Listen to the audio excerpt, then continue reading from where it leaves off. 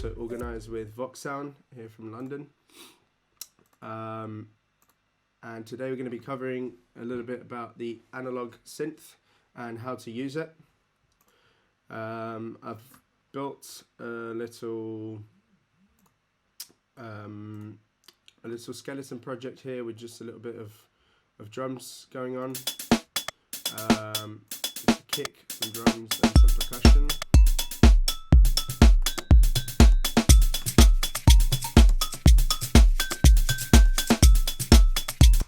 So we're going to be building using that basically. And today, so I want to go through a little bit about analog. So analog, as I said, is a subtractive synth, which means we create sounds using the two oscillators on the left, oscillator 1 and 2, and then we subtract from it, both in terms of harmonics and the way, well, the quality of the sound, and also in terms of amplitude using the amp. So it's basically split up into three main sections, which would be the oscillators. So you've got 1 and 2 here, the filters 1 and 2, and the amps 1 and 2. Now they can run in parallel. If you come to the global controls here, you can see some quick routing options for analog. I usually use them in parallel, so it would be this first one here. But you can use them in different ways as well. So just basically going to write a little bass line here for us.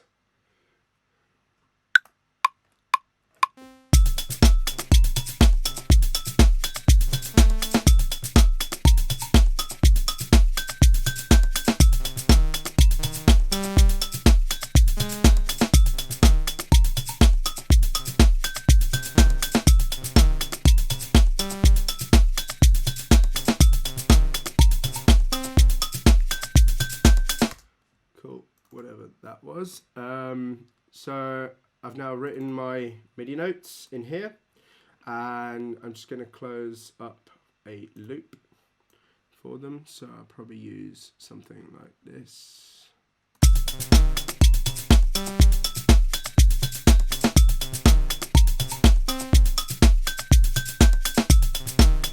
Cool. Again, if we want to make these notes quantized, what we could do is just select all of them by going Command A, and then I will quantize them using 1/16.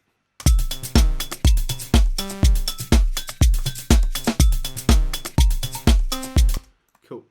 Now I'm just going to isolate the analog sound from everything else so we can actually hear it more clearly and actually work on the sound design parts of it.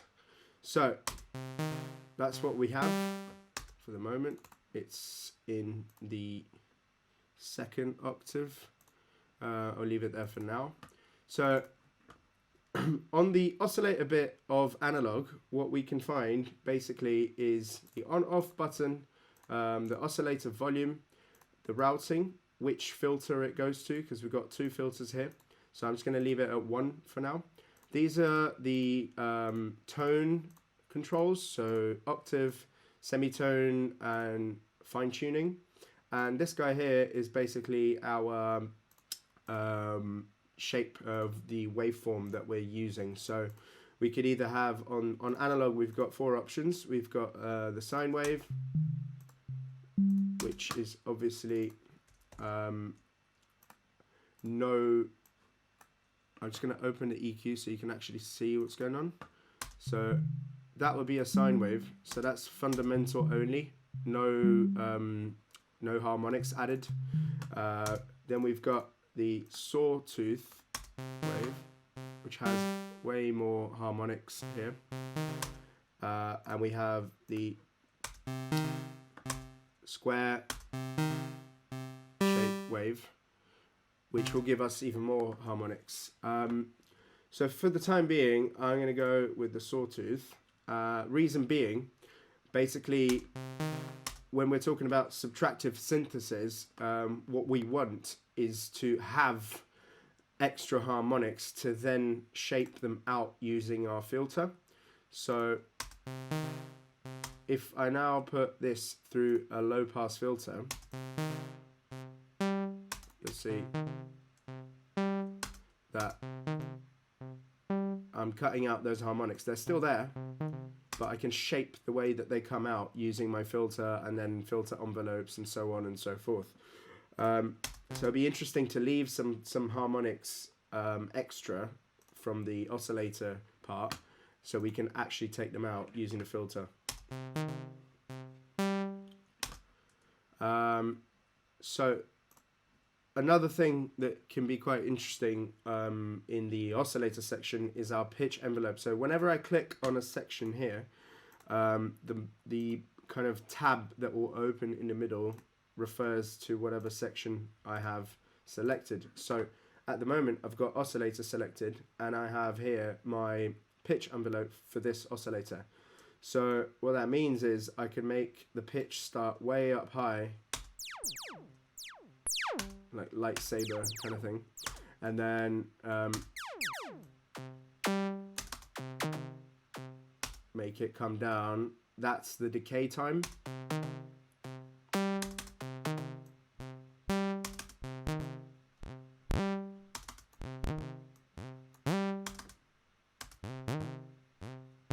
And you can actually see on the EQ the way the notes actually slide.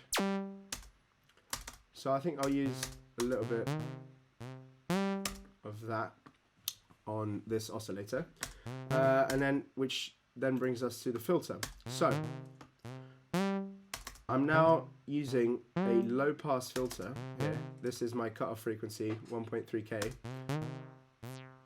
and that'll be the resonance. Very acidy kind of feel. And then obviously in the middle here we have the matrix for our filter. So this is our filter envelope, ADSR. For those of you who are not familiar, it's attack, decay, sustain, release. So whereas attack and decay are measured in time, sustain is measured in dB, so it's up and down here, and then this is the release time.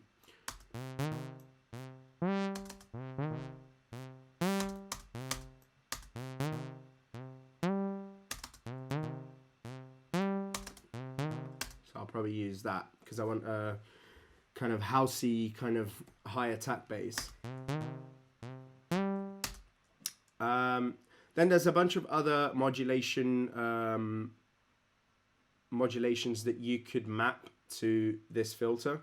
So over here we've got the frequency modulation coming from an LFO, which is currently off, coming from your key mapping on your keyboard, or coming from your envelope, which is what we've been using basically. So I'll just leave that at 4 because I don't want to overdo it. And then here you've got the drive for your filter. So starting with symmetrical 1 up until asymmetrical 3, they'll basically pollute a little bit the harmonics and make them, just give them a bit more texture. So I like to use this quite a lot.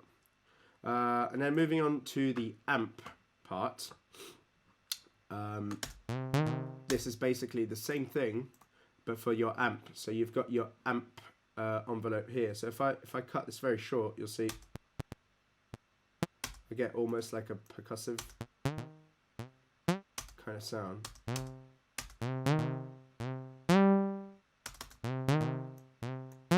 And then there's also my release, which is giving it that tail.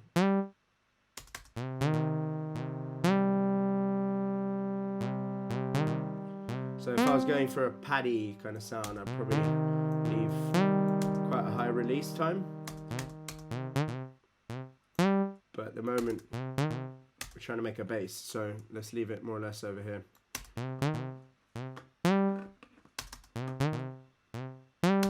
Cool. And then over here, you've got other modulations that you can also map either to your panning. actual volume. We'll get to that in a minute. So let's say I'm quite happy with that for now. I'm going to add the other part, the other side. So I want to add some sub to this bass. Actually, yeah, I might put the octave on this one down and then here as well.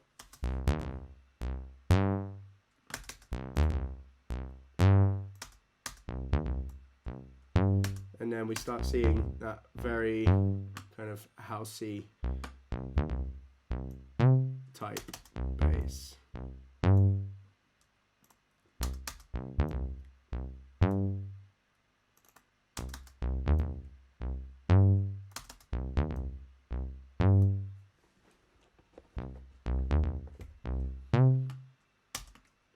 Right, so if we listen to that.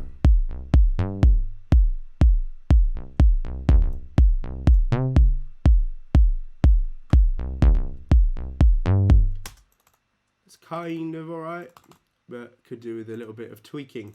So basically what we've done up to this point is set oscillator 1 with the sawtooth, then do our harmonic shaping using the filter and our volume shaping using the amp. We've done the same for oscillator 2. However, I think we could do a little bit more work. Maybe adding a little bit of pitch envelope.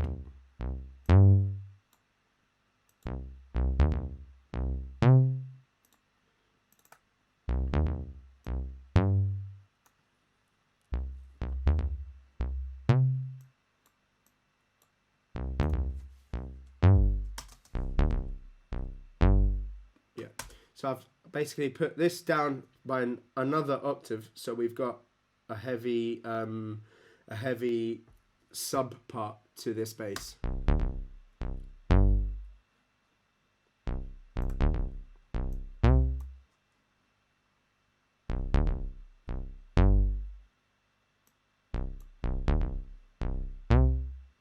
There we go, and we can actually see on the EQ at this part, if I turn this guy off, so that would be the upper bit of my bass. Then as soon as I turn this on, you'll see I've got a sub coming in here at quite low, around 30-40 hertz.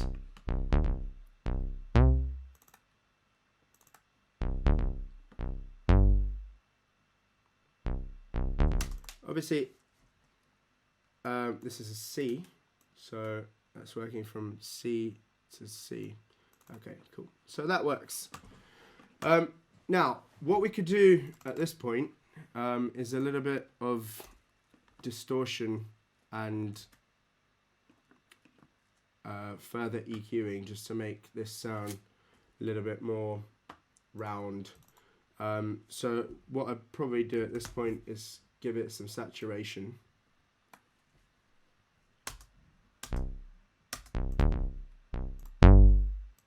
And that immediately becomes something else. Yeah, a lot more full-bodied.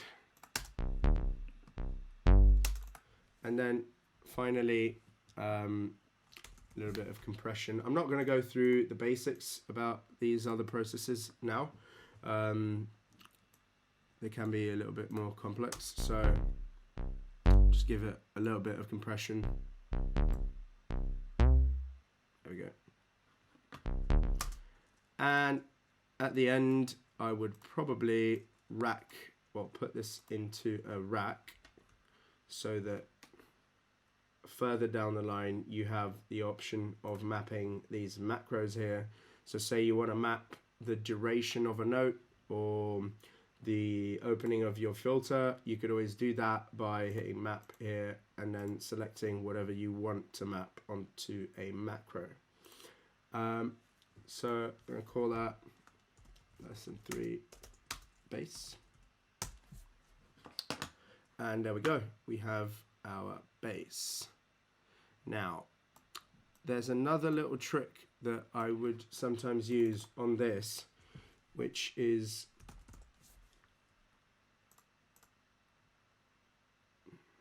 the Raz effect for this, and you have to be really careful when using this on basses because it can give you a lot of trouble in terms of phase issues. So what I've added here is just I've racked up a simple delay to a rack, and I'm going to pan left and right, hard pan, and apply a little bit of delay on one of the sides.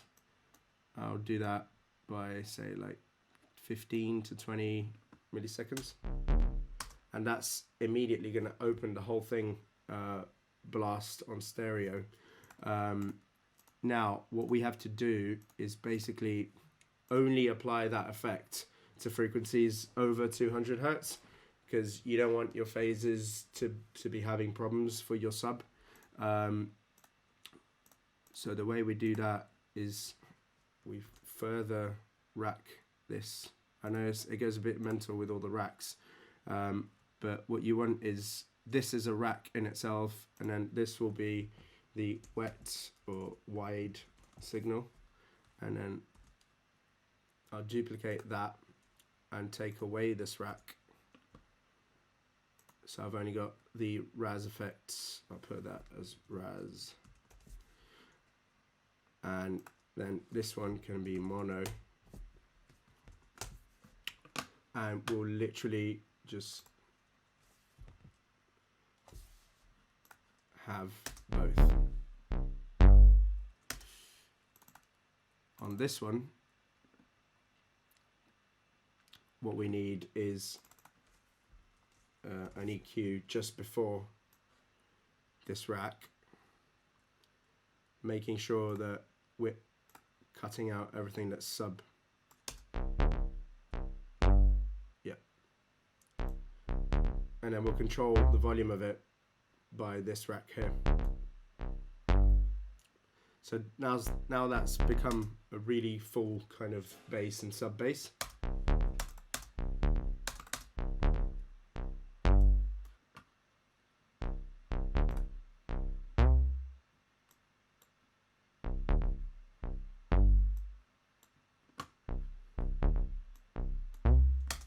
Cool. So that's the bass done. I think next steps now would be to make other sounds using analog. So I'll just literally duplicate this channel, and then I'll do a couple with you guys today. And I think, yeah, if you want to practice this at home, it's really good practice to literally just so we could make this into a pad now. I just play a couple of notes, a couple of chords that would go with this.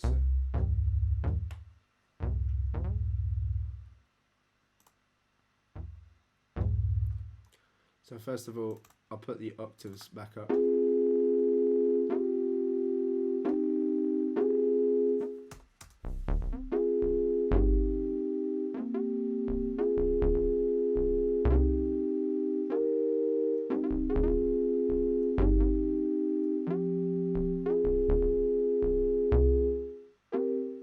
Right, so I just record that.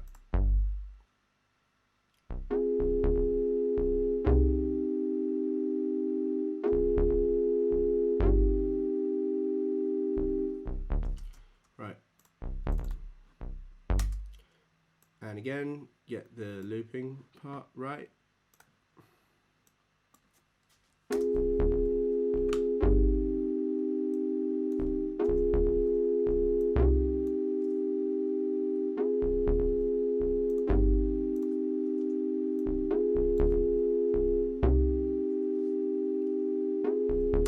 Right, cool. So we've got different notes for that, and we can make that into a paddy sound by, first of all, changing up the octaves a little bit. I turn the octaves up. We could have a little bit more of this pitch envelopes. So let's turn this guy off for now. So that's what we've got coming from here. That's quite a freaky little sound. So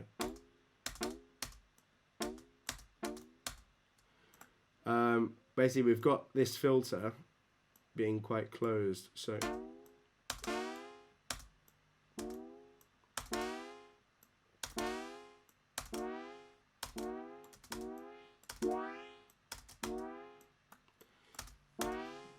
trying to find an interesting place to an interesting value to place this guy, and an interesting ADSR curve for the filter. Yeah, that's all right. And then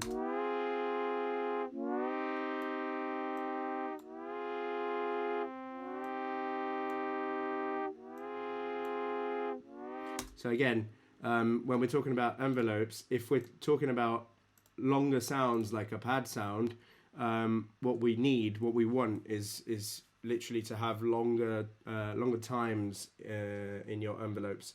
So now if I activate this guy,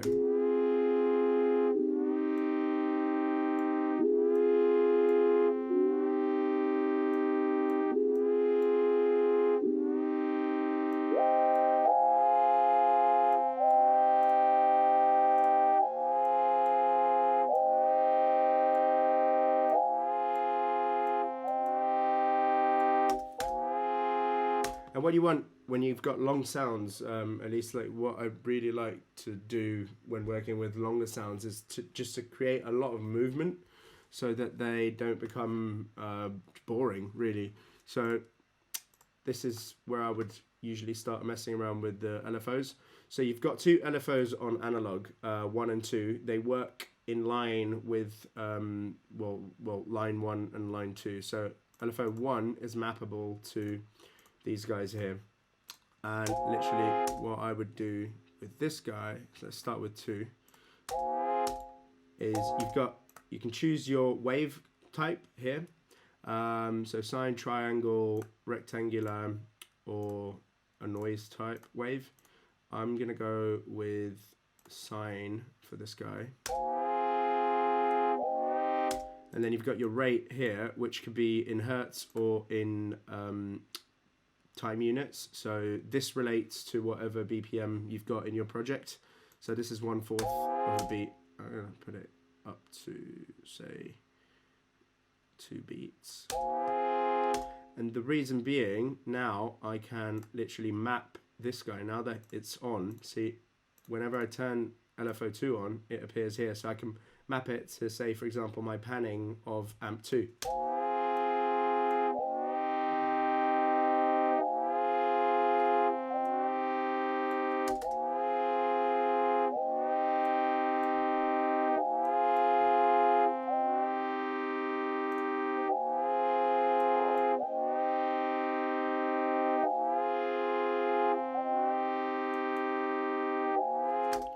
Right, and same thing here. So I could map it, say, to my pitch, which is going to sound pretty weird.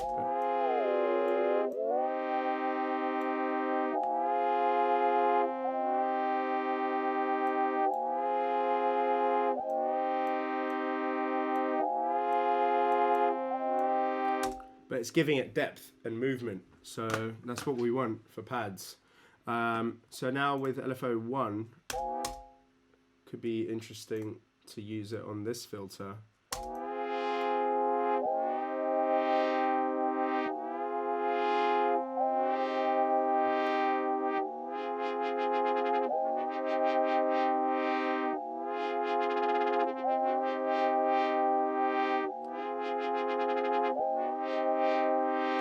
And again, this is something that I could say, this movement, what I was just doing now, if I think, you know, that sounds a little bit interesting, what I could do is map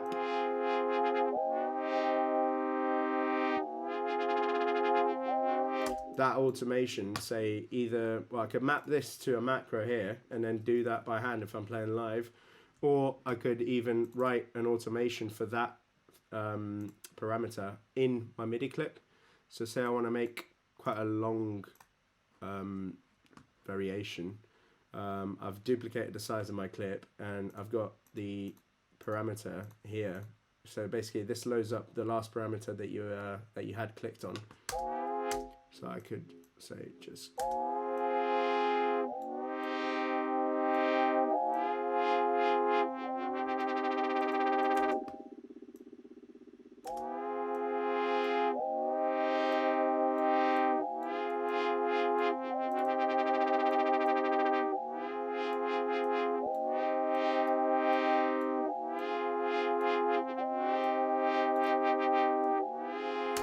and so on and so forth, and creating different clips, obviously with different automations.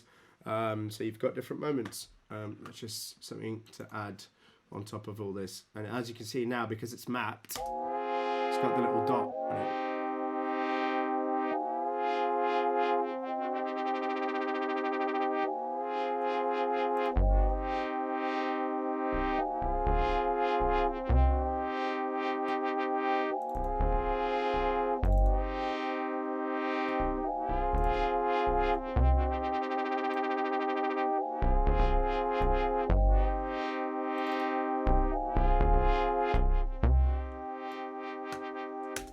Cool.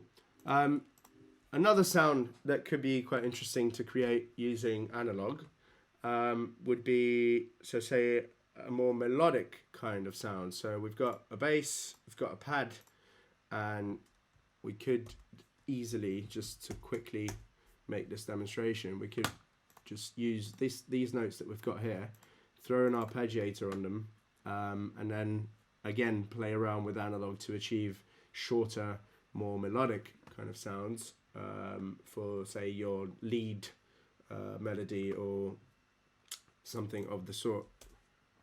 So I'm just going to quickly throw an arp on this guy.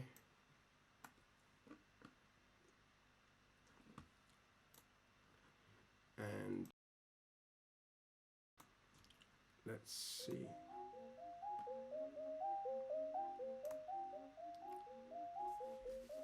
So that's what we have. Obviously, the sounds are quite low because the envelopes have a high attack. And also, we've got this going on, which then means the notes aren't long enough for them to reach their actual tone. So we have to basically take this out. Pitch envelope, no pitch envelope for these guys.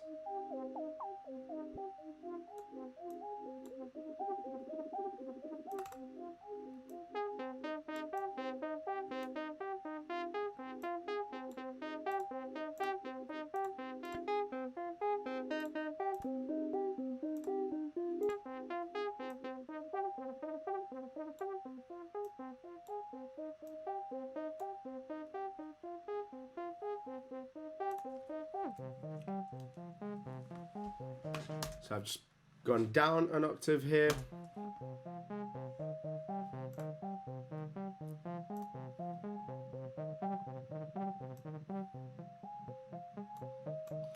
And again, by leaving the filter envelope shorter,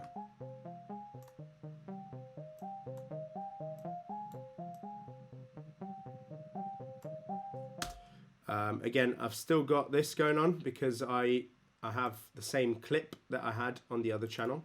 So if I want to take this automation away, what I could do is just go on the LFO and delete automation.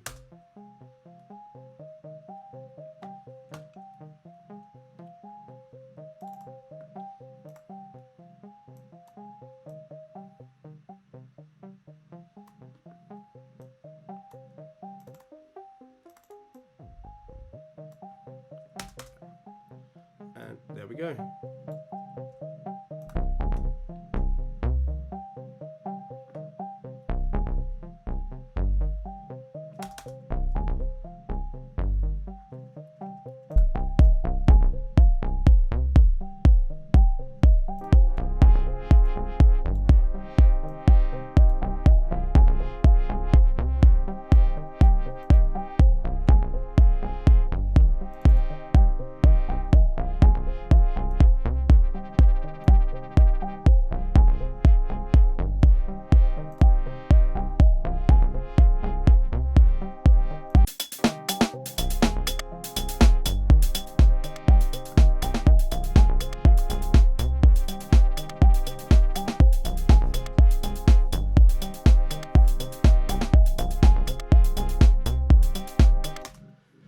Now, obviously, the EQing isn't perfect with these guys, and yeah, I think that's pretty much it. I mean, I just wanted to show you guys the basics of analog. I hope that you guys could kind of get it through this short demonstration, but yeah, I think it's a very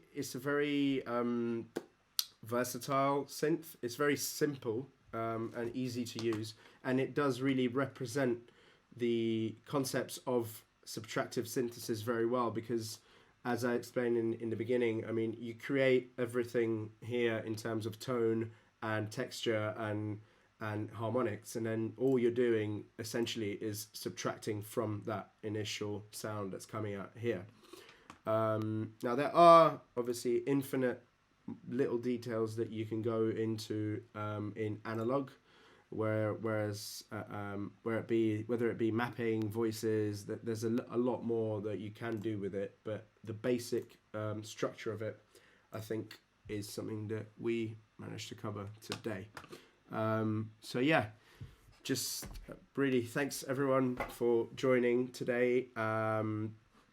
There is a we are organising with Vox at the moment some crash courses with myself and a couple of other DJs and teachers. So if anyone's interested, please let me know. And yeah, have a great afternoon. Thanks, guys. I'll be opening a, well, if anyone has any questions, please just send them here on the link of the video, and I'll be happy to answer them. All right, cool. Thank you, and see you guys.